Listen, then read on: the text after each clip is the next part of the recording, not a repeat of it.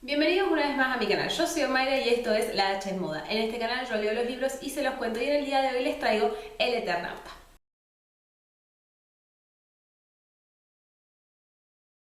En el día de hoy vamos a estar hablando de El Eternauta de Oester y con dibujos de Solano López. Lo interesante de este libro que voy a estar trayendo es que nosotros acá normalmente sabemos leer prosa, textos, pero hoy vamos a estar incursionando en el mundo de la historieta o del cómic. Yo lo voy a estar usando como sinónimos, pero si son diferentes tipos de novelas gráficas, ustedes después en los comentarios pueden dejarme algo más, pero lo importante es que vamos a estar revisando este clásico de lo que es la historieta argentina específicamente, que es El Eternauta. Como muchos sabrán, Netflix va a lanzar una serie ahora a finales del mes de abril y por supuesto que eso, sumado a que lo tenía entre mis libros pendientes, es que lo traigo en esta oportunidad al canal. De nuevo, algo distinto porque se trata de una novela gráfica, no es lo que normalmente nosotros sabemos leer, por lo que mucho de lo que son los personajes y mucho de lo que es el contexto está bueno hacerlo a través, digamos, de este medio porque son historietas, son viñetas,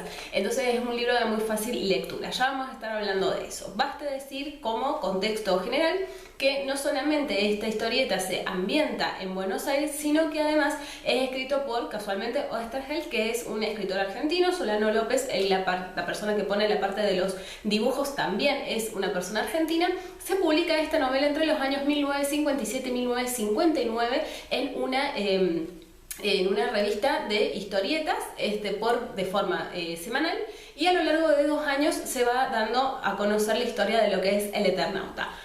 Vamos a hablar más del autor al final, digamos, lo que es el video, pero basta decir otra cosa importante, que es que para esa época la mayoría de lo que eran las historietas, las aventuras de este estilo, no sucedían en Argentina, sino que sucedían en otros lugares, como también nos pasa con cualquier otro tipo de película apocalíptica, en donde siempre todo pasa en Estados Unidos, o en distintos lugares de Europa, pero siempre es el hemisferio norte donde suelen pasar este tipo de cosas. Y lo interesante que traía esta novela es que se daba lugar en Buenos Aires, en donde la mayoría de los lectores encontraban referencias a lugares que ellos mismos conocían y por donde seguramente pasaba la diaria vivir de sus vidas. Eso es lo que tiene de interesante esta novela en cuanto a dónde ha sido contextualizada la misma.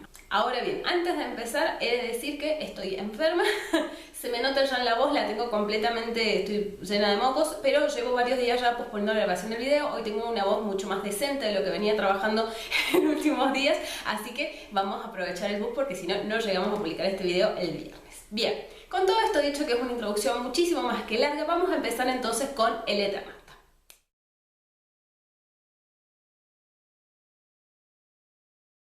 Esta aventura del Eternauta comienza en Buenos Aires en 1957. Una noche, una persona que está haciendo el guión casualmente de una historieta agarra y se le aparece, se le materializa en la oficina, en el asiento de enfrente de su escritorio, una persona. Una persona que no solamente que se materializa de la nada ahí enfrente, sino que además tiene un traje de una tela o de unos materiales que él no puede dilucidar cuáles son, pero que claramente se trata de una persona humana y de una persona que, de vuelta, se le materializa a saber por qué. No saliendo obviamente de su asombro, esta persona, sin embargo, se saca la máscara con mucha tranquilidad, le dice: ah, mira, estamos en el año 1957. Claro, debo haber llegado ya este año. Obviamente la persona que nos va contando esta historia agarra y le dice: pero vos quién sos, cómo te llamás, de dónde venís, qué haces sentado justamente acá en mi casa.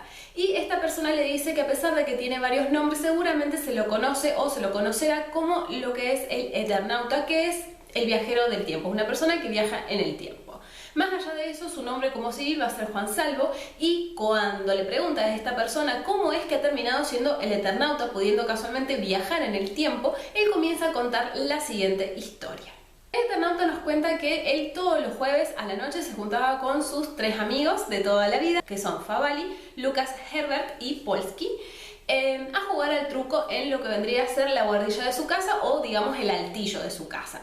Ese altillo además tiene la característica de que ellos, además de jugar ahí todas las semanas, también hacían todos sus hobbies. ¿Por qué? Porque Favalli era, por ejemplo, profesor de física, por lo tanto tenía un montón, digamos, de conocimientos y de intereses relacionados con su disciplina, por lo que todos los bártulos y herramientas que estaban relacionados con eso, él los llevaba a ese altillo. También tenemos por otro lado a Lucas Herbert, que, como les digo, él en realidad era un empleado de banco, pero estaba muy muy interesado en todo lo que tenía que ver con cuestiones radioactivas, así que tenía incluso un medidor de radioactividad en ese altillo. Y Polsky, que era una persona que era jubilada y que también tenía varios hobbies y todas las herramientas, obviamente con el previo permiso de la esposa de Juan Salvo, estaban todas puestas ahí. Cuestión que una noche, esa noche en particular, una noche como tantas otras, ellos habían estado hasta muy tarde jugando al truco. Muy interesados también con lo que decía la radio, porque habían habido unas experimentaciones nucleares, se ven, en lo que era el área del Océano Pacífico, que les estaba, digamos, siendo bastante preocupantes por cuestiones, obviamente, de política internacional. Pero es en ese momento en que ellos están intentando sintonizar la llave, mientras carta va, carta viene, de repente se corta la luz. Se corta la luz de una forma imprevista y es entonces cuando ellos agarran y miran hacia la ventana y se dan cuenta que ha comenzado a nevar. Dato no menor, para este momento es verano, o sea que una nieve en verano rarísimo. Y casualmente, por lo raro del fenómeno, es que ellos se quedan solamente mirando la ventana. No atinan de ninguna manera a intentar abrirla ni cosa parecida. Sin embargo, a medida que ellos van viendo, se van dando cuenta que lo que están viendo a través de la ventana es un espectáculo de muerte, porque toda persona, animal o ser vivo que iba caminando por la calle se desploma al contacto de esta nieve. Tal es la impresión que a ellos les agarra que se empiezan a dar cuenta que obviamente abrir la ventana no solamente que no es una opción, sino que tienen que revisar ya de inmediato si todas las ventanas de toda la casa están cerradas. Obviamente el gran miedo que tiene Juan Salvo es que en esa misma casa también se encuentra su esposa Elena y su hija Martita. Entonces corre desesperado bajando por el altillo a ver que ninguno de ellos tenga la ventana abierta, porque de vuelta era verano, obviamente que las ventanas iban a estar abiertas. Casi se pega un susto, de hecho, cuando ve que en el cuarto de Martita podía ver, digamos, el cielo, pero en realidad no es que estuviese abierta la ventana, sino que no se habían cerrado las persianas, las celosías de esa ventana, entonces se veía para afuera. Pero gracias a que la casa está completamente cerrada, perfectamente cerrada, es que nadie de los que están en esa casa les pasa nada. En el interín en que sucede todo esto, por supuesto, todos empiezan a intentar llamar por teléfono. Obviamente, año 1957, lo único que tenemos a disposición es el teléfono fijo por cable y se dan cuenta que el teléfono no da tono, está completamente muerto. A la par de que pasa esto, Favale está intentando pensar y analizar qué miércoles está pasando, y también tenemos a un Lucas que está con el aparatito de medir la radioactividad fijándose qué onda, porque es rarísimo esto, ¿no? Cuestión que, ¿cuál es el problema? Que así como Juan se tranquiliza porque su familia está bien, Polsky, que está casado y tiene hijos, se empieza a preocupar y a desesperar e intenta salir de la casa. Favale, por supuesto, que va a ser nuestra voz de la razón a lo largo, digamos, de toda esta aventura, dice: no, ¿cómo vas a salir? No sabes que te podés encontrar afuera, espera, no, que mi hijo, que mi esposa, que Edith, que qué sé yo. Cuestión que le mete un piñón a Favale, abre la puerta y sale. Favale, más allá de que le pegan el piñón, está más preocupado en cerrar la puerta y que no entre la nieve, que es lo que pueda hacer Polsky. Y de hecho, cuando Juan intenta salir a intentar auxiliarlo, Fava lo detiene y le dice: no, banca, porque si saliste morís. Y de hecho, Polsky no alcanza a dar más de 2 o 3, 4, 5 pasos, muy pocos pasos fuera de la casa, y cae desplomado sobre la nieve. El estado entonces de situación para este momento es que tenemos a 3 amigos, la esposa y la hija de uno, dentro de la casa pensando qué rayos o qué miércoles está pasando dentro de esta situación. Y algo interesante que dice Juan, que me parece muy humano de parte de cualquiera que esté pasando una tragedia similar, es que él se da cuenta que están todos muertos, porque claramente esta nieve, que encima sucede de noche, ha agarrado todos desprevenidos. Es decir, toda persona que se haya quedado dormida con la ventana abierta, le entró la nieve y se cagó muriendo. Entonces él piensa, imagínense, o sea, empecé a pensar yo intentando evadirme, pero a su vez intentando no volverme loco frente a las novedades que estaban sucediendo, me di cuenta o pensé que también los jugadores de la selección habían fallecido. Y me parece súper humano, porque en vez de pensar capaz en sus parientes, casualmente para no dimensionar la tragedia desde ese lugar, la dimensiona desde esto otro, de decir: mira, incluso seguramente, no sé, Messi se debe haber muerto. Porque también lo debe haber agarrado desprevenido esta situación. O sea, esto es algo que está pasando a nivel mundial. Capaz a nosotros esto a día de hoy no nos impacta tanto, porque ya hemos pasado por lo que fue la pandemia en el 2020, pero creo que podemos asimilarlo a esos primeros tiempos en que nadie entendía nada, nadie tenía demasiada información sobre lo que estaba sucediendo y lo único que se podía hacer era quedarse casualmente dentro de la casa. Faba, como dijimos, va a ser nuestra voz de la razón, entonces él se encarga de agarrar y calmar a todos. Primero lo que dice es, vamos a revisar que efectivamente no haya ninguna forma de que esta nieve agarre y salga por la casa. Claramente esto, digamos, la nieve es venenosa o es maligna o es mortal en la medida en que roce lo que es la piel. Así que primero que nada vamos a verificar eso. Una vez que verifican eso, él agarra y lo que prepara dentro de lo que es el garage es como una especie de digamos, de ambiente en donde uno se puede sacar todos los copos de nieve y se vamos a entrar y salir en todo caso por lo que es el garage. Y como tienen filtros y todo este tipo de cosas que, como les digo, son las cosas de los hobbies que los muchachos tenían acá arriba, hacer que todo esto funcione dentro de la casa para que no entre ningún tipo de copo de nieve y tener la posibilidad de, en todo caso, eliminarlo, es gracias a todos esos instrumentos que ellos tienen ahí. De todas maneras tenemos a Lucas, que está bastante conmocionado digamos, de lo que está pasando, está jugando con el aparatito de radioactividad y confirma efectivamente que si la nieve es radioactiva, por lo menos una radioactividad que no es conocida dentro de lo que es el planeta porque el aparatito no lo detecta. Entonces, con más razón, hay que ir con pie de plomo porque claramente esto es algo que ellos no pueden de todas maneras comprender de qué se trata. No es algo que sea conocido por ellos, así que nada, tienen que tener máximo cuidado. A su vez, Favale hace un plan que es que dice, bueno, vamos a tener que salir por esto, es que acondiciona lo que es el garage, vamos a armar unos trajes que eviten que nosotros toquemos lo que es la nieve, vamos a probar con uno, a ver qué onda, si funciona, y una vez que probemos con eso, nosotros tenemos que agarrar e irnos a proveer en esta casa de todo lo que lleguemos a necesitar hasta que lleguen refuerzos o haya algo que, digamos, el Estado se organice de alguna manera, ¿no? Cuestión que lo que vamos a necesitar, por supuesto, van a ser primero armas, comida, después medicinas, a lo cual Juan dice, ¿cómo que armas? Y sí, armas, dice mi hermano, porque imagínate que en este estado de anarquía total en donde esto no sabemos qué ha pasado, hasta que sepamos qué ha pasado, nuestro enemigo va a ser el otro que tenemos al lado. Porque seguramente algún que otro sobreviviente va a haber visto, entonces nosotros tenemos que priorizar nosotros sobrevivir, le dice Faba. Obviamente que esto a Juan y a Lucas también un poco, todo esto les llena, digamos, de mucha sorpresa y les da como más miedo, digamos, ¿no? Pero a su vez todos aceptan que esos son los caminos a seguir adelante porque en definitiva, hasta que no tengan mayor información, no hay forma de saber realmente si existe todavía un gobierno, un estado, alguna entidad organizada que les pueda dar una mano, que les pueda brindar mayor información. A pesar de esto, logran sintonizar en la radio un mensaje que aclara que esta nieve es mortal, en donde se recomienda a los sobrevivientes que no salgan de sus casas y en donde nosotros tenemos la certeza o la garantía de que esto está pasando a nivel mundial. Lo cual lleva no solamente a que se corte justamente ahí la comunicación por reiteradas interferencias, que lo único que después se termina escuchando es eso, una interferencia, sino que también confirma lo que dice Faba de, bueno, nos tenemos que abastecer de lo que necesitemos porque claramente no va a haber ayuda ni van a haber refuerzos. Y lo que es peor aún, si llegara a verlos, no sabemos cuándo va a venir esto, ¿no? Y bueno, cuestión que, digamos, como para apaciguar la situación y para mantenerse entretenidos, durante toda esa noche empiezan a coser este traje con la intención de poder hacer exploraciones afuera. Una vez que tienen todo el primer traje hecho, hay que responder la pregunta de quién sale afuera a ver si se muere o no se muere. Y más allá de que todos estaban intentando ser heroicos, Juan es el que digamos, como que el que logra ponerse por encima de todo y dice, no, voy a salir yo. Porque él termina entendiendo que Faba, con los conocimientos que él tiene, es muchísimo más, no solamente más coherente, sino que tiene mucho más conocimiento y es más probable que sea más útil que él sobreviva. Sin contar además, vos pensarás, bueno, pero él es el padre de Marta y el marido de Elena. ¿Cómo no va a estar él queriendo sobrevivir casualmente para ayudarlas a ella? Y Juan lo que entiende es que por más que él tenga mucho miedo, por más que él no quiera salir, de todas maneras tiene que proteger más a Faba que a él mismo, porque si Faba sobrevive es más probable que también su esposa y su hija lo hagan. Entonces, teniendo en cuenta esto, él agarra, se pone el traje y sale para afuera. Y con ese traje, a los pocos pasos, pasando casualmente incluso al lado de Polsky, el amigo que acaban de ver morir, él no se muere.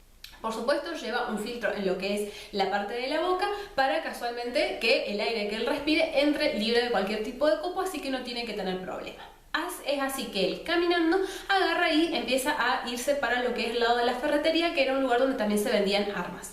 Si bien a Juan en principio le tira como querer ir al supermercado o a la farmacia, dice no, vamos a seguir el plan de Faba, vamos a ir a la ferretería. Sin embargo, a medida que va caminando por todas estas calles que hasta hacían unas horas eran calles habitadas por gente, pobladas por gente, caminadas por gente, lo único que va encontrando a su alrededor es primero un silencio apabullante y por otro lado gente muerta, gente que se murió caminando, gente que por ahí se asomaba a la puerta para ver por qué estaba nevando y la muerte lo había encontrado de esa manera, y absolutamente ningún animal en todo el lugar, ¿no? Entonces él va caminando hacia esa ferretería intentando mantenerse dentro de lo que era el plan para no pensar, para evadirse casualmente de la situación de desolación que él va viviendo. Cuestión que se mete dentro de la ferretería, corrobora que el dueño de la ferretería se acabó muriendo y mientras va eligiendo las armas empieza a escuchar ruidos que obviamente lo ponen muy alerta porque hasta ese momento no se había encontrado con ningún sobreviviente. Y resulta que cuando él va a ver qué había pasado, se encuentra que hay como una especie de sótano en una parte de la ferretería en donde hay alguien que está golpeando como enloquecidamente. Juan no le abre porque no sabe cuáles son las intenciones de esta persona, pero también porque si le abre se va a morir porque la nieve ha estado entrando en el lugar sin ningún tipo de problema, ¿no? Cuestión que se comunica con esta persona y se entera que este chico se llama Pablo, que Pablo era uno de los ayudantes de la ferretería, pero que supuestamente lo ha encerrado ahí el dueño de la ferretería porque se había portado mal y bueno, estaba muerto de hambre porque ya habían pasado un montón de horas y le dice, por favor, sácame de acá, porque encima este señor que ustedes creían que era mi tío, el dueño de la ferretería, ni siquiera era mi tío, así que por favor rescátame.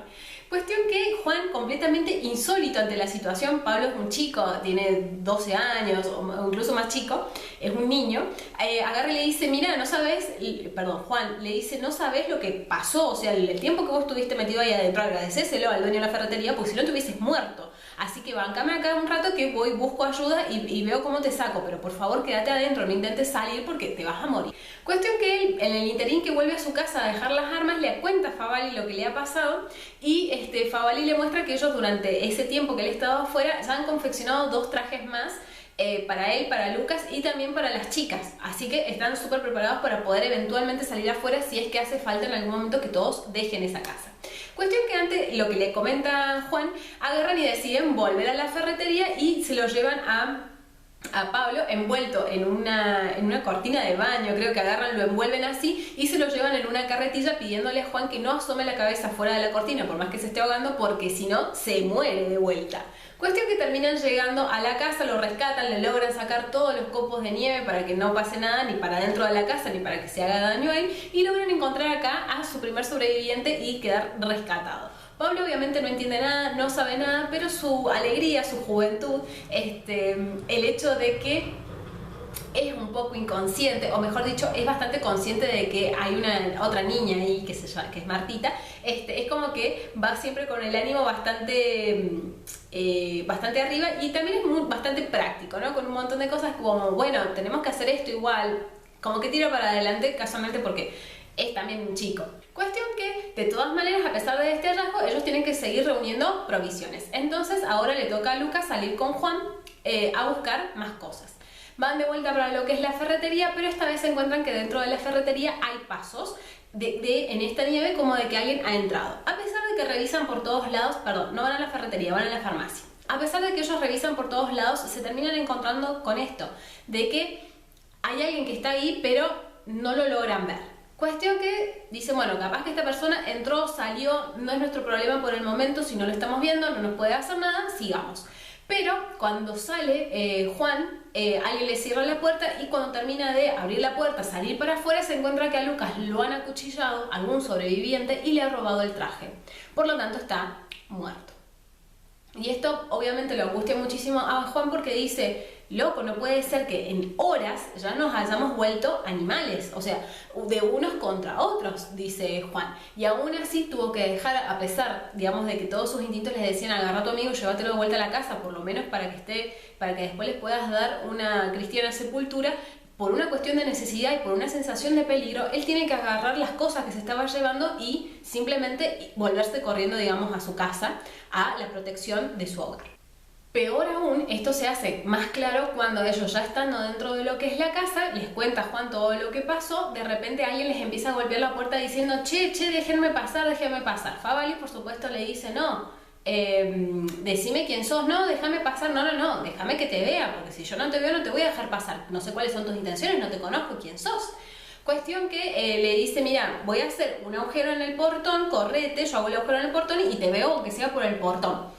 Y cuando hace ese agujero, la respuesta a eso no es que el tipo espera para asomarse y darle explicaciones, sino que es agarrar y tirotear todo lo que es el portón, a lo cual por supuesto ellos responden tiroteando del otro lado del portón y esta persona agarra y se muere. Ellos agarran, aprovechan esto para ver por los agujeritos del tiroteo quién es esta persona y si bien no la reconocen porque es una persona que realmente no saben quién es, sí es cierto que reconocen el traje, porque el traje que tenía puesta esta persona era el mismo traje que le habían robado a Lucas. Y esto es lo que hace decidir a Favali de que se tienen que ir de este lugar, porque si bien ellos en la casa podrían estar muy cómodos, al estar ellos dentro de lo que es Buenos Aires, una ciudad muy grande, más allá de que hayan pocos sobrevivientes, van a ser muchos. ¿Sí? Entonces, si ellos se terminan movilizando y alejándose a un pueblo un poco más remoto y con menos población, seguramente habrá menos sobrevivientes y menos posibilidad de que a ellos les pase algo. Salen de noche a buscar un furgón y lo hacen también junto con Pablo. Van caminando hacia la ciudad y es yendo hacia la ciudad cuando de repente ven en el horizonte que empiezan a bajar un montón de luces. Luces que al principio parecen como si fuesen meteoritos, pero que no son meteoritos porque no es que bajan así nomás, sino que van con una trayectoria muy recta y muy limpia y todas van, aparte que no cae uno solo, caen varios, o sea que ya no son estrellas fugaces, y todas esas bolas terminan yendo hacia lo que es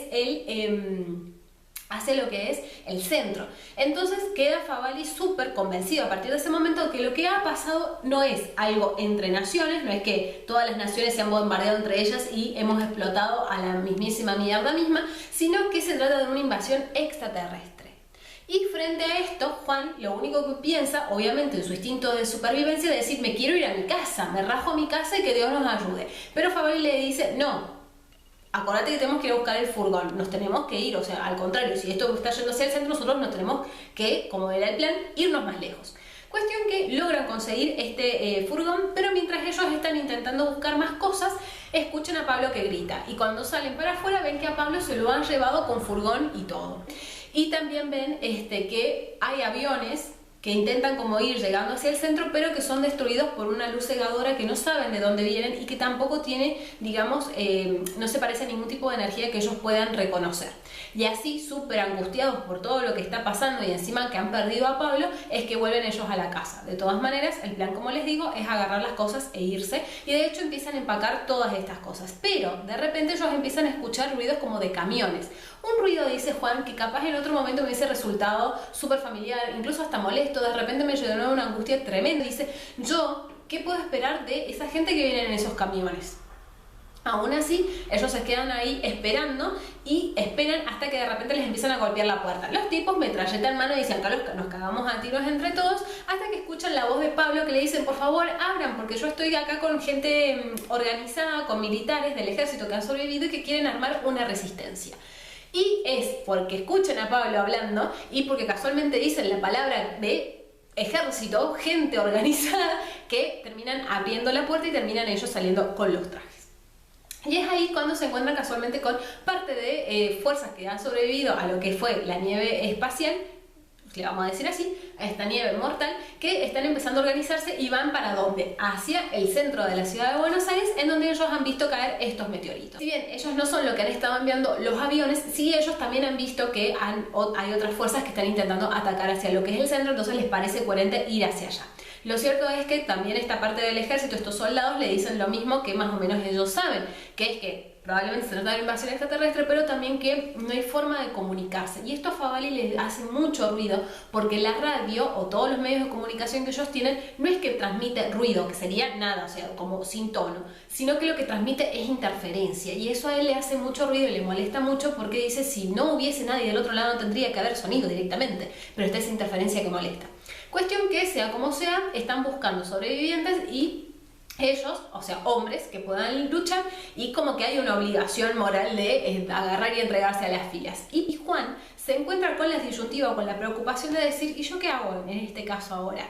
¿Dejo a mi hija y a mi esposa solas en la casa y me voy con esta gente? ¿O me quedo con ellas y resistimos hasta último momento lo más que se pueda? Por supuesto que él termina yéndose con Faba y con Pablo a engrosar las filas de este ejército, que no son más de unas 200 personas como mucho.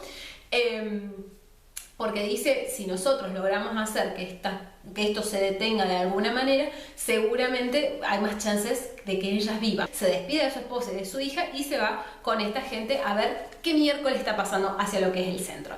Por supuesto, de vuelta, nadie sabe nada, lo único que saben es que la nieve es mortal. Faba inmediatamente reconoce a algún compañerito de ahí.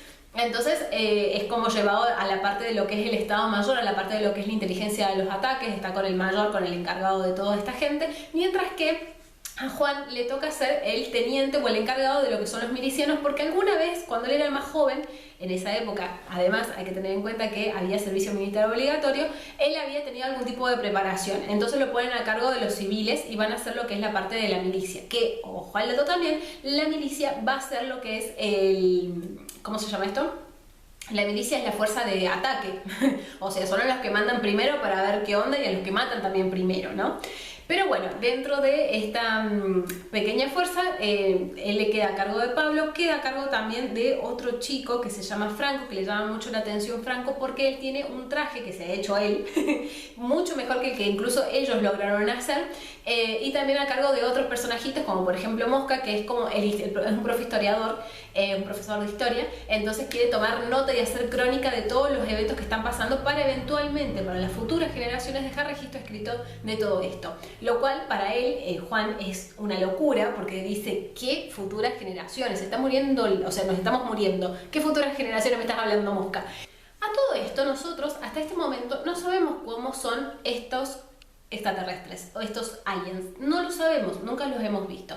Y es acá donde, casualmente siendo parte de lo que es la fuerza de avanzada, logran llegar a ver cómo son. Y lo que ven son una especie de cascarudos gigantes, unos monstruos parecidos a unos cascarudos gigantes, que casualmente tienen una especie de rayo que cuando lo operan es esta luz cegadora que logra agarrar y romper cosas, ¿no? Destruir, por ejemplo, los aviones que ellos habían visto. Esos aviones, por lo que había comentado el mayor, pareciera que venían de Córdoba, pero de vuelta, como no hay comunicaciones, ellos no tienen forma de saber a ciencia cierta de dónde vienen, ni tampoco si todavía tienen insumos para seguir peleando, ¿no? Lo cierto es que de ninguno de esos aviones sobrevivió absolutamente nadie. Cuestión que ellos, a medida que se van acercando a este primer grupo de cascarudos, por supuesto muchos mueren en ese primer enfrentamiento, pero tanto Juan como Franco se dan cuenta de que son vulnerables, o sea, no son imposibles de matar, por lo que ellos los encuentran como en una especie de claro, de plaza, vamos a decir, en donde tienen un primer enfrentamiento. Ellos tienen también, Juan, la fuerza militar, tiene lo que son tanques de guerra, pero tienen muy pocos, y cuando los agarra este rayo los hace mierda, como que los recalienta al punto en que de repente ¡pum!, explotan para todos lados y toda la artillería que tiene ese tanque también explota y termina hiriendo mucho más de lo que puede herir, digamos, solamente el rayo sol.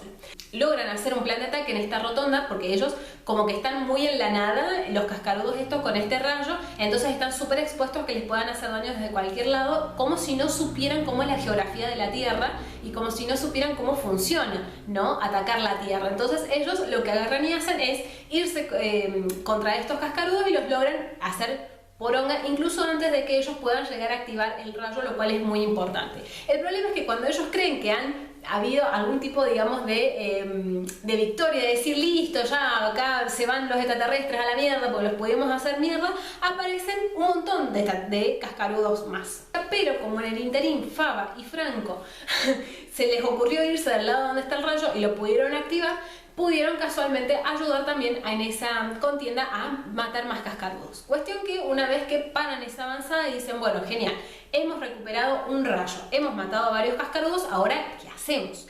Y deciden agarrar y esconderse en el único lugar que les parece que está cerca y que donde podrían como que hacer base, que es nada más y nada menos que el estadio de River Plate, que si mal no recuerdo es el Monumental.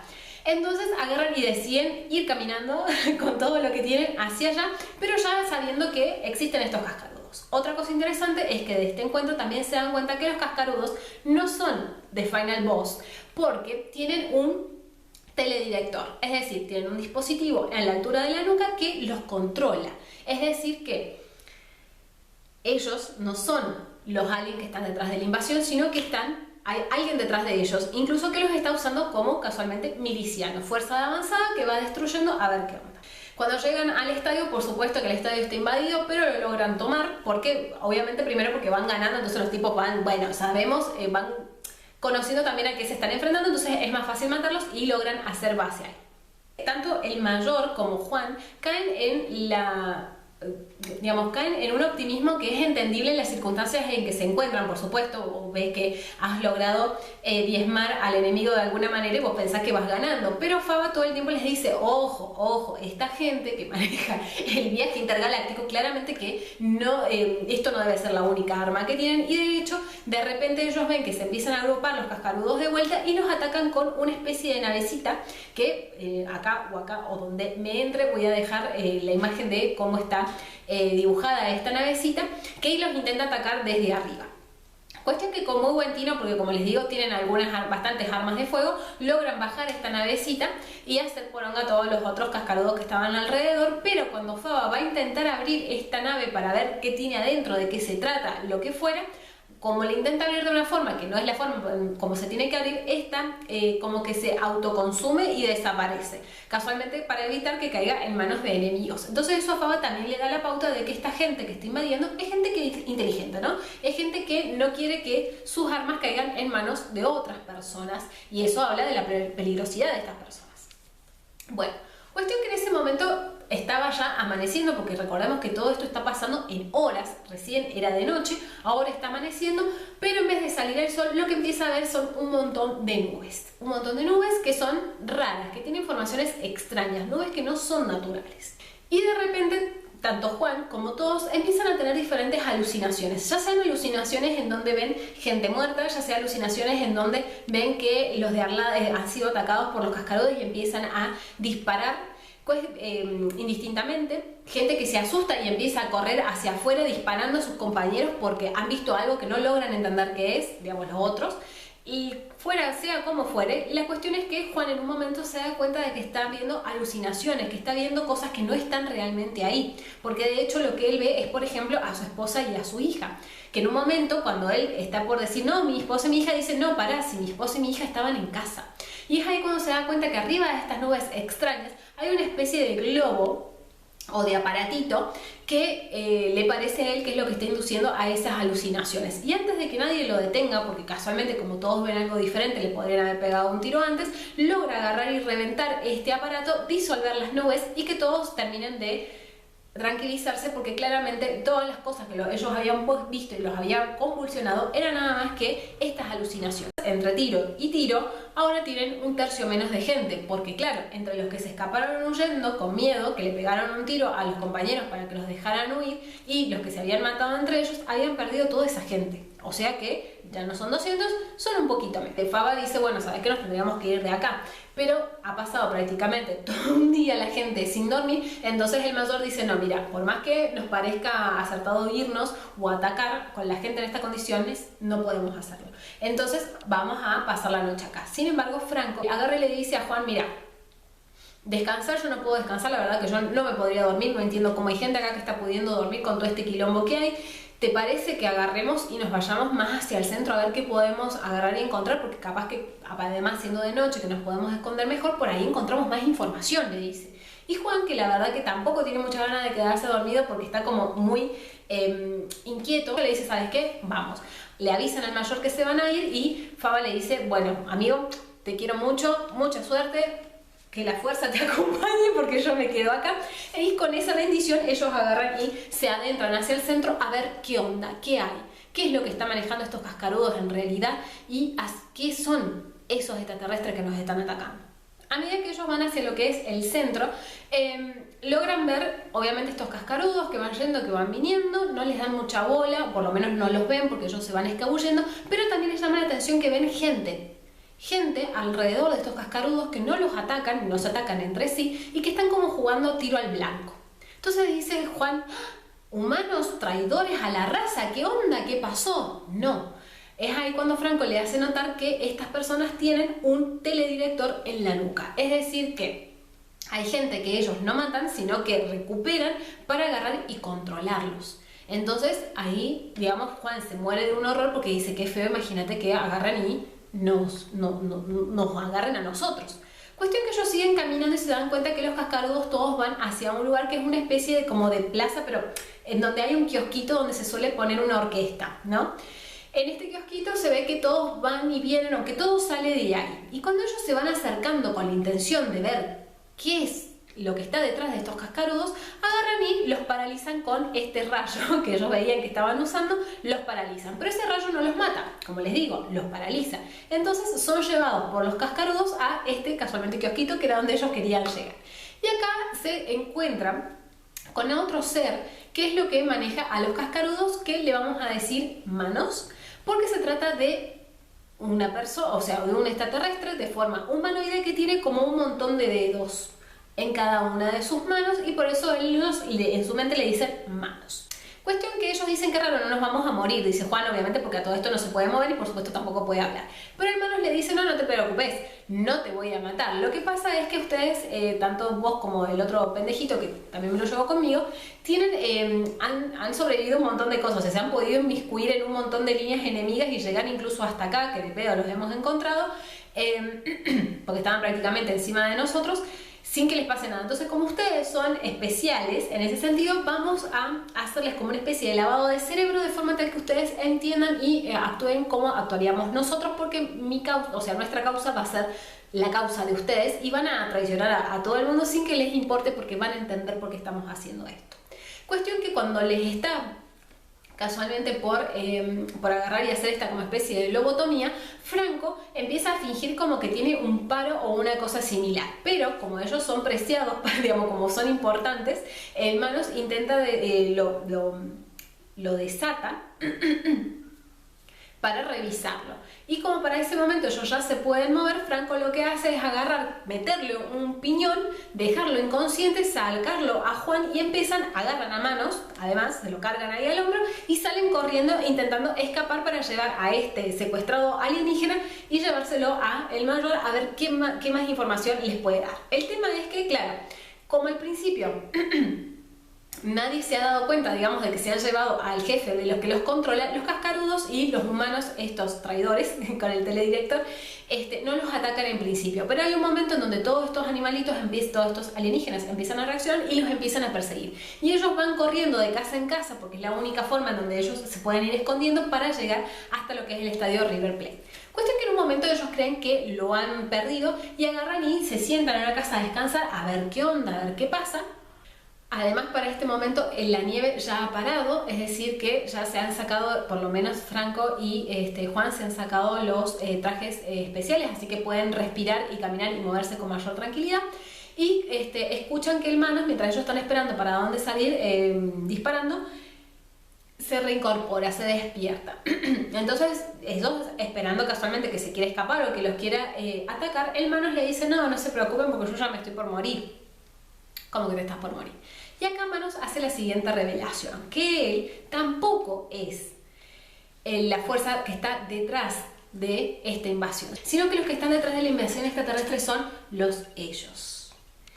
Otros seres que casualmente se dedican a invadir diferentes mundos para hacerse con los recursos de esos planetas y también para hacerse con las especies de esos planetas para que les sirvan para atacar otros nuevos planetas u otras nuevas invasiones que ellos están queriendo hacer. Es decir que, más allá de que ellos pareciera que están controlando a, por ejemplo, los cascarudos, en realidad ellos no son más que un eslabón más dentro de esta cadena. Manos en particular dice que se va a morir porque además ellos les han instalado a cada uno de los miembros de su especie lo que es la glándula del terror. Una glándula por la cual, en vez de, por ejemplo, frente a estímulos fuertes, en vez de que el cuerpo naturalmente segregue adrenalina, en vez de esto lo que va a segregarle esta glándula es un veneno. Entonces, ellos no tienen posibilidad de agarrar y de rebelarse, porque si se rebelan, casualmente, ¿qué pasa? Te da miedo y esa glándula del terror se activa y ellos agarran y fallecen. Entonces él estaba en esos últimos, ya se dio cuenta que el veneno está circulando por su cuerpo y estaba en los últimos momentos de su vida. Y es por esto que él les explica eso a ellos. Y se pone a cantar una canción que después nos vamos a enterar, es una canción de cuna natal de su planeta, con la cual cada uno de los Manos, cuando ha sido activada la glándula del terror, canta casualmente como para despedirse de esta vida.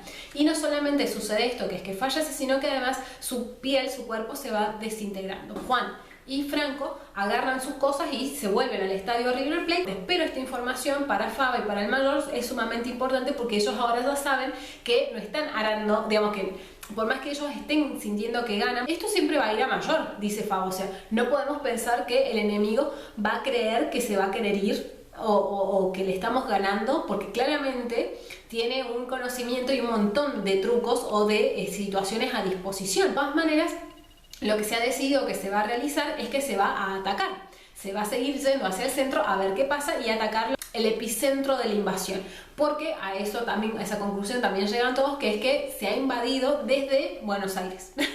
Abandonan entonces finalmente el estadio de River Plate y mientras ellos van caminando hacia lo que es el centro empiezan a sentir temblores. Temblores que no pueden asociar a nada porque no ven algo en particular, pero a medida que ellos van llegando hacia lo que es el centro se dan cuenta de que el pavimento está completamente hundido y casualmente, teniendo en cuenta que son calles que resisten las toneladas y toneladas de camiones, claramente ese ser que ha dejado esas huellas hundidas en el pavimento tiene que pesar una cantidad astronómica. Pero no solamente es esto lo que les da un poco de temor a medida que ellos van avanzando, sobre todo Juan, que es el encargado de la fuerza de la milicia, de los que van adelante, sino el hecho de que ellos a medida que van avanzando avanzan por una avenida. Y todas las calles que son perpendiculares o que cortan esta avenida están bloqueadas porque han estado tirando casualmente los edificios más altos. Entonces ellos a medida que van yendo hacia adelante se van dando cuenta de que están yendo por un camino preestablecido por estos extraterrestres y que van hacia básicamente una trampa, ¿sí? Cuando esto se lo advierten al mayor, el mayor dice, bueno, no importa, tenemos que seguir avanzando, hasta que en un momento se van acercando mucho ya a lo que es la zona del epicentro, digamos, de la invasión, y dicen, no, dice Faba y dice Juan, no vamos a seguir avanzando hacia algo que nos damos cuenta que es una trampa. Entonces agarran y deciden agarrar y subir uno de los edificios más altos que están por ahí cerca para ver qué miércoles hay más allá y si es seguro seguir avanzando. Pero cuando ellos suben para arriba, el edificio se empieza a mover y a desmoronar porque claro, estaban buscando, los aliens estaban destruyendo todos los edificios altos. Cuestión que cuando ellos van bajando a todo lo que da, mientras el edificio se va desmoronando, Juan y Franco pierden a Faba. Y lo pierden y casualmente quedan todos como que... Se cayó el edificio y se nos murió Faba, la reputa que lo parió. Spoiler, no nos hagamos, digamos, no nos encariñemos con ningún personaje porque acá todos pueden morir en cualquier momento, chicos. Cuestión que se quedan todos como, ¿y ahora qué hacemos? Porque se nos murió Faba. Y de repente encima, sobre los escombros, empiezan a ver un montón de lenguas de fuego que agarran y van supuestamente quemando absolutamente y arrasando con absolutamente todo lo que ellos tienen alrededor, porque efectivamente donde ellos estaban era una trampa. ¿Y esto qué hace? Hace que haya una especie como de estampida humana, porque todas las fuerzas, enloquecidas por esto de que sientan, de que se van a prender fuego vivos, empiezan a irse, a retroceder por el camino que les había dejado los extraterrestres. ¿Cuál es el problema de esto? Que obviamente esto es como un embudo y todos quieren pasar por ese embudo al mismo tiempo. Tanques, personas, bueno.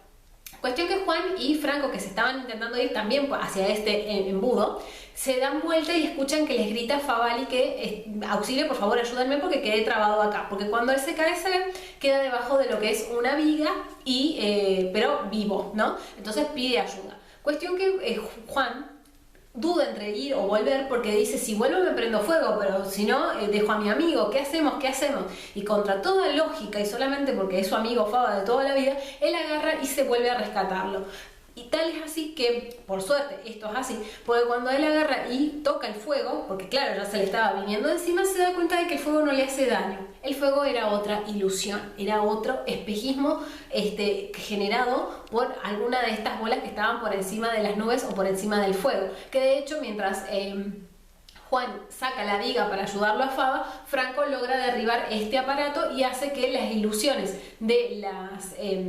¿cómo se llama esto? De las lenguas de fuego desaparezca. Pero cuando ellos, más o menos rescatados, se dan vueltas para ver qué ha pasado con el resto de la gente, vuelven prácticamente choqueados por la situación, el mayor y unas cuantas personas más que dicen que claro, cuando llegaron al embudo por el cual ellos se querían ir, se empezaron a aplastar entre ellos, aparecieron los cascarudos, bueno, fue un desastre, y al cabo de eso se dan cuenta que en ese grupo no son más de ya 30 personas. Y todavía no han llegado al centro, que era lo que ellos querían ver. Es por eso, en ese momento, que el mayor dice, no, ya está, yo renuncio porque yo fui el boludo que los hice venir hasta acá, y de 200 que éramos, ahora somos un grupito de no más de 30.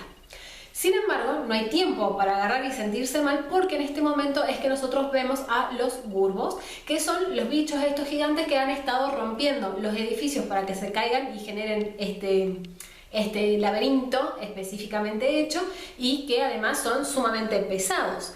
Cuando los ven, como les digo, son esta mole inmensa, gigantesca, al lado de las cuales ellos son así de chiquititos, que se les vienen encima para hacerlos mierda. ¿Cuál es el problema?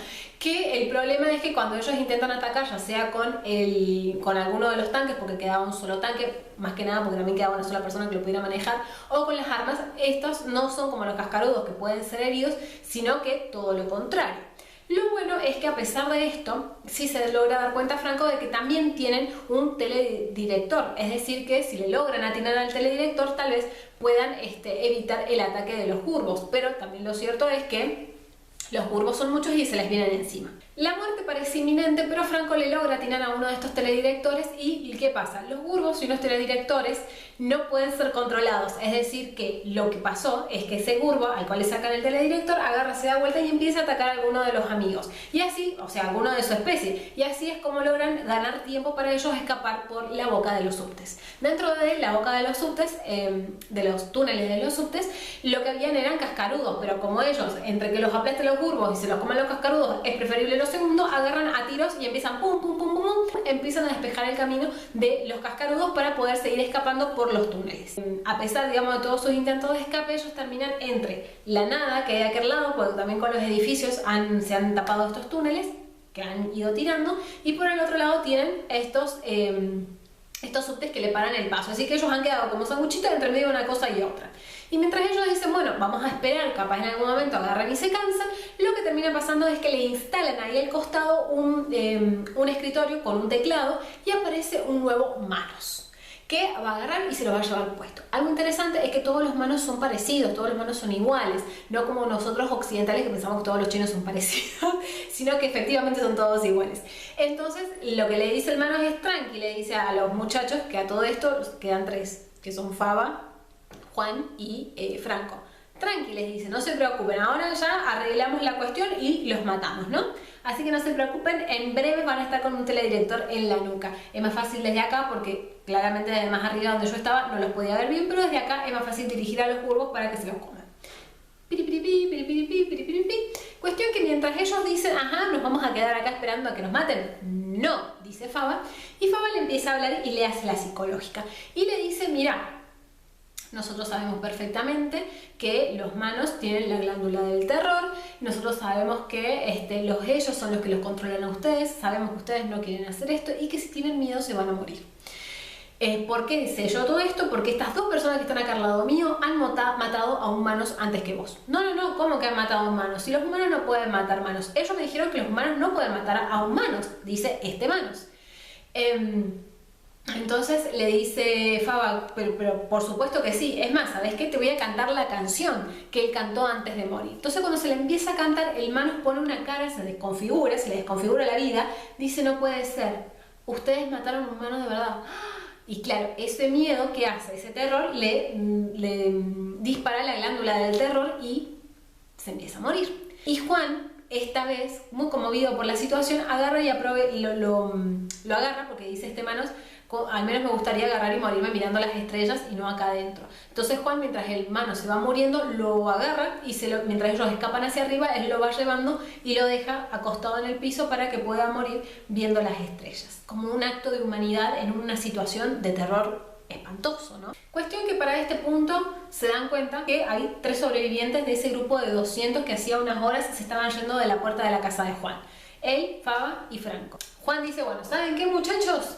Me voy a mi casa. Los invito cordialmente, si me quieren seguir, vamos, porque si nos vamos a morir, por lo menos murámonos en un lugar donde están nuestros seres queridos, ¿no?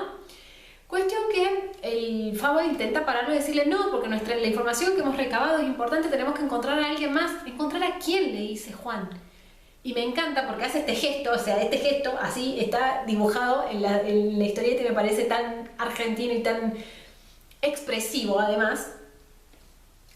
¿A quién? No hay nadie. sea, no estaría viendo nadie. Vamos a casa, por lo menos, quedémonos aunque sea ahí, y si nos tiene que venir a buscar la muerte, que nos encuentre por lo menos en un lugar cómodo, dice Juan. Pero en ese momento agarran y ven 3 misiles intercontinentales que cruzan el cielo y van hacia el centro. Obviamente estos misiles intercontinentales no explotan, por obra y gracia de la tecnología de ellos, pero eso les da la prueba suficiente de que todavía, a pesar de que ellos hayan quedado diezmados, hay alguien más que está intentando luchar por esto. Hay alguien más que está intentando minar la invasión de estos extraterrestres. Entonces, esto hace que Juan agache la cabeza y diga, bueno, sigamos yendo hacia el centro, veamos qué pasa y después veremos cómo nos conectamos con esta gente que sigue mandando los misiles para darle la información que nosotros tenemos. Mientras ellos van caminando hacia el lugar de los hechos, o sea, hacia lo que es el centro, se encuentran incluso con una chica que les da toda una explicación de por qué ella está por ahí persiguiéndolos y no sé qué, pero era una trampa porque en realidad los estaba dirigiendo hacia donde había un montón de hombres teledirigidos para casualmente terminar de liquidar a los sobrevivientes. En cuestión que ellos agarran, se pegan unos, se los pegan, se los atan a unos intercomunicadores acá en la nuca como para pasar desapercibidos y logran meterse por diferentes edificios a un edificio lo suficientemente alto como para poder ver hacia finalmente lo que es el centro. Y desde ahí pueden ver a lo que es el epicentro de la invasión, que en el libro, en la historieta, es una hoja completa, digamos, de cómo está el centro, que yo entiendo que el centro vendría a ser Plaza de Mayo. No sé si alguien tiene el dato porque creo que no lo dicen en la historieta específicamente, pero entiendo yo que cuando dicen, digamos, la plaza que ellos muestran, vendría a ser Plaza de Mayo. Cuestión que ahí hay como un chirimbolo, vamos a decir así, porque no los puedo explicar, pero hay como una especie de chirimbolo que emite cierta luz o energía. Hay una esfera enorme también que es como un haz de luz que no se puede identificar qué es lo que está ahí adentro, pero ellos entienden que ahí adentro están los ellos y alrededor está casualmente, digamos, toda la infantería que están llevando. Entonces hay un montón y un montón de manos que están en sus tableros manejando a un montón de cascarudos y a otro montón de curvos que están ahí yendo y viniendo, controlando bajo las órdenes de los manos, que van moviendo sus deditos a 1000 por hora.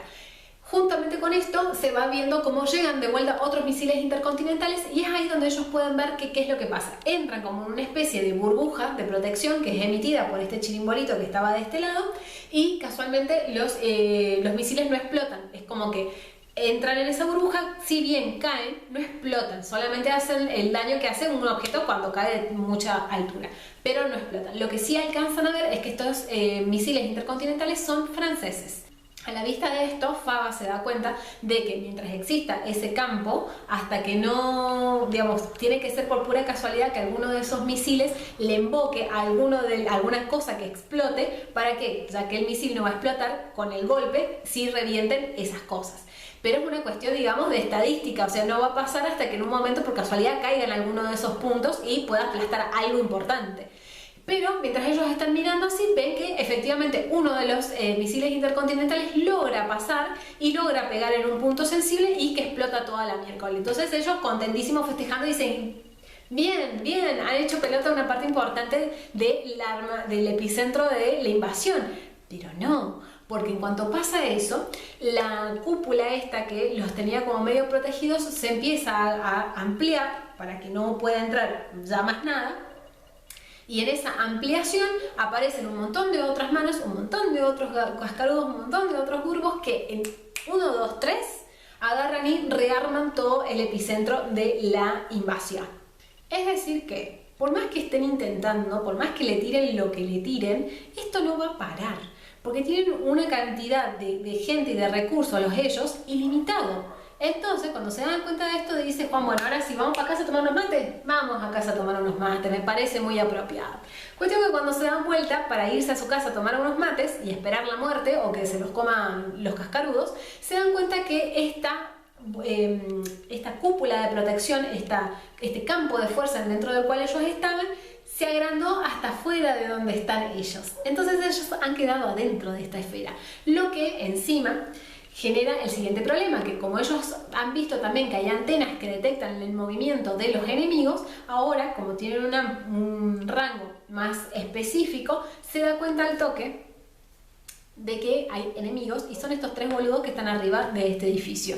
¿Y cuál es la solución? Agarrar y mandar a un montón de cascarudos y de hombres teledirigidos con el fin casualmente de liquidar a los sobrevivientes que faltan. Por supuesto, las balas son limitadas, muchachos. Es decir, que por más que ellos estén armados, frente a esto lo único que están pensando es que en cualquier momento agarran y se mueren. Porque ya está, han quedado justo en el medio de la invasión atrapados. No hay forma de salir de esta vez. Pero, Franco, que siempre es el más atinado y también el que piensa muchísimo más rápido, en vez de agarrar y perder balas tirándosela a los humanos teledirigidos, agarra y empieza a apuntar a la cúpula de los ellos. Con granadas, con la metralleta, con todo lo que tiene a mano les va tirando con la intención de que tal vez si le pega ahí desbarate, digamos, la invasión y por lo menos pare, aunque sea momentáneamente, esta gente para que ellos se puedan ir. Y efectivamente es lo que sucede. Logra dañar la cúpula de los ellos y esa cúpula se empieza a como que se pincha y se empieza a desinflar porque es como un globo. Entonces se empieza a desinflar, todos se empiezan a volver locos y de repente los manos, claro, como ven esto y no entienden qué pasa, se les dispara la glándula del terror. Entonces de repente todo se empieza como a venir abajo. Los cascarudos quedan quietos porque nadie los está manejando. Los gurbos también se vuelven locos entre ellos y se empiezan a comer entre ellos porque nadie los está manejando. Y los manos empiezan todos a morir. Dentro de todo este despelote, ellos 3 logran agarrar y salir corriendo. Porque además, dice Faba, hay un problema. Que ahora que no está el campo, si siguen mandando los misiles intercontinentales y teledirigidos, ¿qué quiere decir? Que van a caer. O sea que nos van a llevar puestos. Si no nos come un cascarudo o si no nos pisa un gurbo, nos va a reventar la cabeza alguno de estos misiles franceses. Cuestión que mientras ellos van corriendo, porque esta vez sí van corriendo intentando llegar a la casa de Juan, se encuentran en el camino que ha sobrevivido Pablo y que ha sobrevivido el Moca, que está puesto hasta el culo porque se ha chupado todo lo chupable, casualmente para evadirse de la realidad, porque él empezó a ver que se armó todo este despelote y no tuvo mejor idea que sacar la petaca y ponerse a chupar en medio del apocalipsis. Que la verdad no lo voy a juzgar porque no me parece tan desatinado atento a las circunstancias. Cuestión que se logran robar un auto y se logran llevar un auto y lo suben a estos dos también para agarrar e irse escapando. Porque efectivamente cuando ellos ya están en la esquina prácticamente de la casa de Juan, ven nada más y nada menos que un hongo atómico, porque mandaron una bomba nuclear. Entonces ven la bomba nuclear, este hongo atómico, porque ha sido atomizada Ciudad de Buenos Aires. Cuestión que ellos, a medida que van intentando escapar, digamos, de toda esta situación, hay varios gurbos que les van cerrando el paso o que los intentan atacar, pero misteriosamente ellos de alguna manera logran escapar porque hay alguien que los está ayudando que no logran ver o visualizar quién es. Cuestión que, como quien no quiere la cosa, logran llegar a la casa de Juan, que encima Juan se pega un cagazo porque justo le están atacando la casa a un gurbo y alcanza a ver a su esposa y a su hija desmayadas en la puerta de adelante. Pero cuando logran entrar a la casa y meterse todos para adentro, las chicas solamente estaban desmayadas. Cuando vieron el gurbo se recagaron del susto y se desmayaron, pero están vivas, están bien. Al gurbo lo desintegra algo que es esta cosa o esta persona que los está ayudando. Cuestión que entra, se sacan los trajes, porque las chicas incluso habían salido con el traje puesto, porque no estaban seguras de si era seguro salir con o sin traje, y dicen, bueno, ya está, justo les pegaron el misil, le cuentan todas las aventuras que han estado pasando, listo, ya está. Tal vez hemos ganado, tal vez. Cuestión que en eso Martita bonita mira por la ventana y dice, mira papá, humanos, dice, ¿cómo puede ser si en teoría todos tienen que haber estado muertos? Porque de hecho mientras ellos van volviendo van escuchando los cantos de todos los humanos que se van muriendo. Y no, efectivamente había un humano parado enfrente de la casa. Cuestión que ellos se quedan parados así, pensando qué hacer, porque en definitiva no saben si este es un humano bueno o un humano malo, porque ¿por qué habría sobrevivido, no? Y a lo cual Faba dice, bueno, pero vos imagínate, capaz que le pusieron mal la glándula del terror, capaz a él no le da el miedo suficiente de esta situación como para que agarre y se active la glándula. Hay un montón de porqués. Y encima el tipo hace como un gesto, como de señal, digamos, de que está esperando de que le den el ok para acercarse, porque vienen son de paz, ¿no? Cuestión que Juan dice, bueno, nada, listo, esta es la señal, no quiere hacer nada malo, más vale que lo metamos para adentro porque mal que mal es un sobreviviente. Y cuando está por manotear la perilla para abrir la puerta, se ve que empieza a caer de vuelta la nieve mortal. Y el Manos, en 1, 2, 3, se muere. Y todos quedamos así. Hasta Faba está completamente desencajado con la situación porque vienen zafando de un montón de cosas y aún así vuelve la nieve mortal, volvemos al principio y obviamente nos da la pauta de que ellos no tienen un plan establecido de sí, entramos, hacemos esto y si nos sale mal alguna de esas etapas nos vamos. No hay una opción de irse, claramente, no hay una opción de resistencia, y esto de agarrar, de buscar que tal vez en algún lado del mundo haya algún tipo de resistencia o organización militar que tenga los recursos para poder pelearlos, queda como algo completamente imaginario y lejos. Pero cuando están pensando en todo esto y viendo qué van a hacer, porque en todo caso lo que queda es juntar lo más que puedan y quedarse ahí y hacer coto, digamos, hacer ahí campamento y bueno, resistir lo más que se pueda, es que en la radio se empieza a escuchar algo más que interferencia, se empieza a escuchar un mensaje, y es un mensaje que supuestamente están haciendo todos los, digamos, los gobiernos que han quedado reunidos para todos los sobrevivientes del mundo, porque han logrado establecer zonas libres de nevada a través de una tecnología que ellos no pueden revelar, casualmente, por si estas comunicaciones son interceptadas por el enemigo. Entonces lo que hacen es pedirle a todos los sobrevivientes que, de acuerdo a los lugares geográficos en donde ellos se encuentren, se apersonen todos ellos para poder empezar a armar una resistencia o un algo para ver cómo resolvemos esta cuestión. Por supuesto, todo esto los llena de muchísimo aire, porque ellos ya se veían, digamos, muertos y enterrados ahí, si es que no después comidos por algún otro alienígena, ¿no? Entonces, con mucha más tranquilidad y con mucha más optimismo, agarran y empiezan a armar todas las cosas para irse a esta zona libre de nevada, que es una zona que queda a apenas 2 o 3 horas de su casa. Cuestión que ellos agarran, despiden la casa, se empiezan a ir para allá, y mientras van en camino también van viendo otras camionetas de otros sobrevivientes que también van yendo hacia allá, pero que obviamente no les dan ni tronco de pelota. Cuestión que ellos van yendo para allá, mientras a su vez se nota que esta vez la nieve es muchísimo más agresiva, porque la nieve se acumula muchísimo, mucho más que la vez anterior, el principio de todo esto, por lo que claramente no te queda otra opción que agarrar y movilizarte, porque si no quedarías enterrado dentro de tu casa por esta nieve radioactiva. Es decir, que eventualmente en algún momento esta nieve te va a terminar entrando dentro de la casa. Cuestión que cuando logran entrar a la zona libre de nevada, efectivamente no hay nevada. Pero lo raro es que en la entrada de esta zona no hay personal militar que te dé indicaciones, sino que les van dejando como carteles en la ruta tipo vayan para tal lado, bienvenido a la zona segura, vaya para tal lado. Y cuando ellos llegan a ese lugar también se encuentran que están completamente solos. Pero dice Juan, bueno, debe ser esto de que necesitan hablar con cada uno de los grupos de sobrevivientes para ver que no venga ninguno medio chiflado, ninguno medio violento, y seguramente después nos juntan a todos, ¿verdad? ¿Verdad? Dice, obvio. Entran, se sacan los trajes, qué sé yo, las chicas están por ponerse a hacer ahí un picnic, cuando de repente aparece gente armada, militares. Entonces los militares vienen, se acercan así como sonriendo y dicen, bueno, necesitamos que nos den las armas porque en esta zona no pueden haber armas. Cuestión que Faba dice, bueno, ¿sabes qué? Mira, no te la daría en otro momento, pero bueno, tenés razón, entiendo por qué me estás pidiendo las armas. Cuestión que cuando se la está por dar, Franco le dice no, porque el teledirector ya no lo tienen en la nuca, lo tienen en las armas. Y es así como se dan cuenta que en realidad todo esto ha sido nada más y nada menos que una trampa.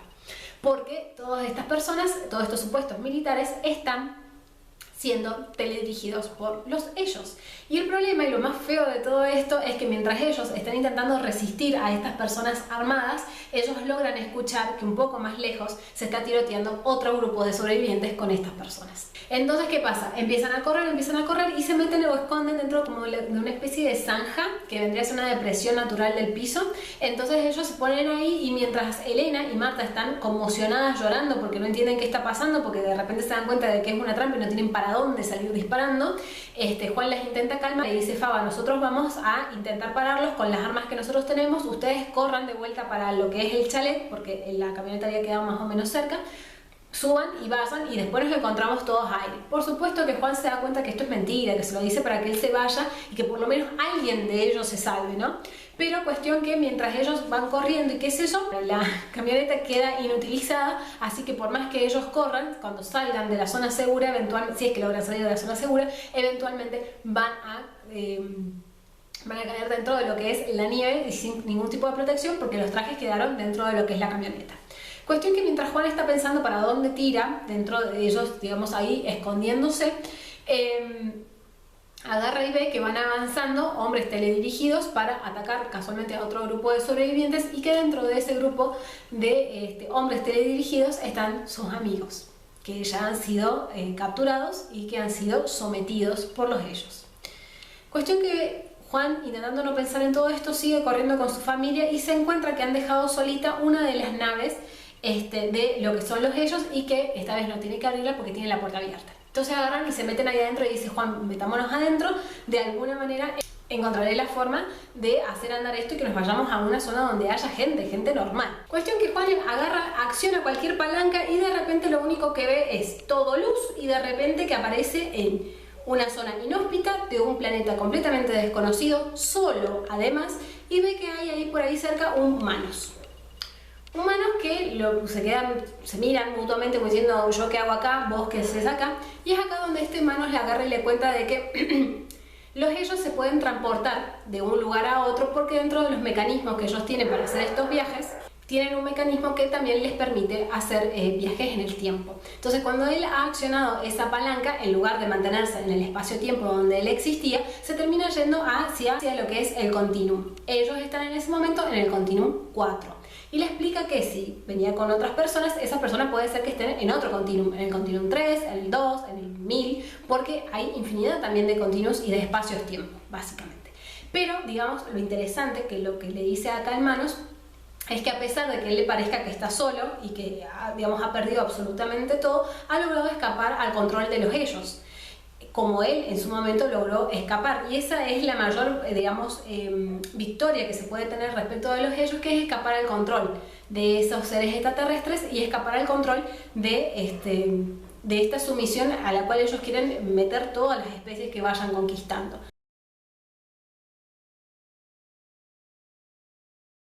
Y es entonces, digamos, a partir de este momento que nuestro queridísimo Juan Salvo, sobreviviente de semejante tragedia, termina convirtiéndose en el Eternauta porque él empieza a viajar obviamente a través de lo que son los continuos y los diferentes espacios-tiempo buscando a nada más y nada menos que la familia que ha perdido, que es a Marta y a Elena.